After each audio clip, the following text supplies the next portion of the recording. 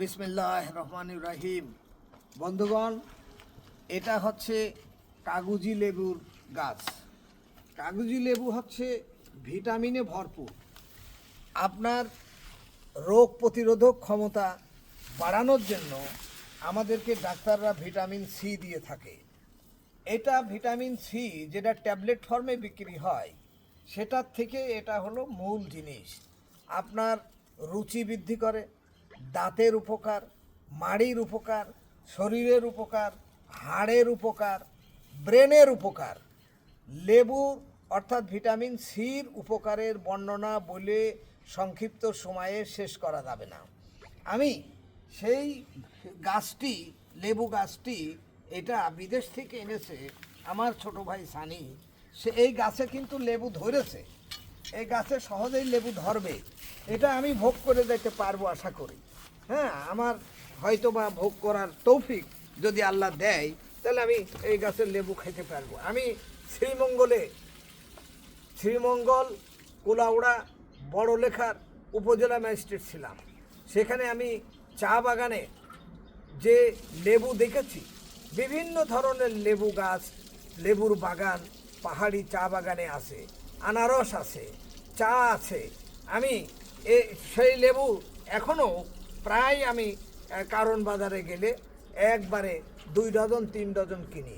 আমাদের দেশে জিনিসের কোনো অভাব নাই।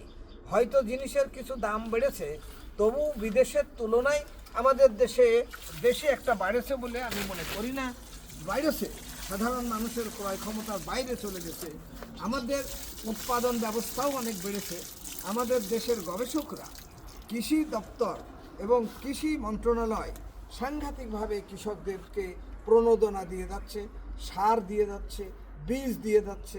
কৃষি মন্ত্রণালয় সত্যিকার অর্থে এদেশের কৃষি ব্যবস্থার উন্নয়নে গুরুত্বপূর্ণ ভূমিকা রেখেছে। আমি মনে করি যে কৃষি দপ্তরের কর্মকর্তাদের আরও বেশি গবেষণা করা দরকার, যাতে আমাদের দেশের লোকসংখ্যা প্রতিদিনই বাড়ছে, আমাদের মৃত্যুহার কমেছে, কিন্তু জন্মহার যেভাবে কমানোর দরকার ছিল আমরা সেটা পারিনি। তো আমরা চেষ্টা করছি। এখন জনসংখ্যা তো আল্লাহর হাতে, মানুষও সেটা চেষ্টা করে নিয়ন্ত্রণ করতে পারে। সুতরাং জনসংখ্যা বৃদ্ধির সাথে সাথে যেন আমরা উৎপাদন বাড়াতে পারি, গাছপালা, ধান, শস্য সব যেন আমরা বাড়িয়ে আমাদের এই বর্ধিত জনসংখ্যার চাহিদা মেটাতে পারি। সেজন্য আমি আপনাদের অনুরোধ করব, এই লেবু গাছে বেশি জায়গা লাগে না, অথচ আপনারা যদি ছাদে যদি টবে বা যে কোনোভাবে যদি আপনারা লাগান, তাহলে লেবুর গাছ, এই মরিচ গাছ, এই ছোটো পেঁপের গাছ, নানান রকমের গাছ আপনারা লাগিয়ে সেখানে আপনারা এই উৎপাদন বাড়িয়ে নিজেদের চাহিদা মেটাইতে পারেন। যারা বড় লোক, যাদের বাড়ি গাড়ি আছে, যাদের ছাদ আছে, তারা সহজেই এসব ছোটোখাটো গাছ লাগিয়ে আপনারা নিজেদের চাহিদা মেটাইতে পারেন। আপনি যদি বাজারে না যান, তাহলে একটা লোকের চাহিদা কমে, সরবরাহ বাড়ে, তাহলে জিনিসপত্রের দাম নিয়ন্ত্রণের মধ্যে থাকে, মানুষ সহজে ভোগ করতে পারে। দ্রব্যমূল্য নিয়ন্ত্রণ করার জন্য শুধু সরকার বা অন্যদের উপরে নির্ভর করলে হবে না, আপনার চেষ্টা আপনাকেই করতে হবে, তবেই দেশ ও জাতি উন্নয়ন হবে।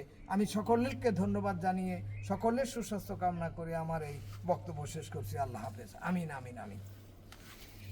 একটা সেলফি নিয়ে গিয়ে স্যার।